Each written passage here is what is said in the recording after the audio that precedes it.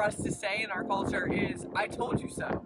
It's one of the easiest things to roll off your tongue when you realize that you predetermined that something was going to happen and somebody else chose not to listen to you, and guess what? You were right. So what do we want to do? We want to proclaim and stake claim in our accurateness with the statement, I told you so. And so often this statement of I told you so it comes at the cost of someone else's pain and humility, and usually, very much so usually, that person lives inside the same four walls you do. Most of the time, you're married to that person. And the problem with this phrase that we're so tempted to do is exactly that. It hurts somebody else to let ourselves feel affirmed in our correctness. But 1 Corinthians 13:4 says, love doesn't boast.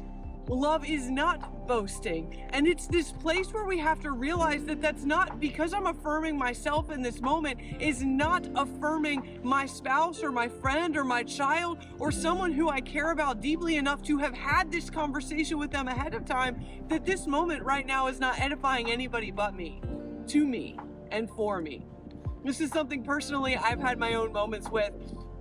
And I want to bring this word before you because we live in a world where we feel like our opinions are gold and our opinions are the most valuable thing that we have, and it's not. Let me tell you, your opinion is about as valuable as the dust under my feet to those around you, because it's going to change like the wind. But the truth be told, the thing that is the most valuable thing that you have to speak is God's truth and word and promises over your marriage, over your relationships, and over your children. So taking 1 Corinthians 13:4 into effect, where love is not boasting, love is edifying.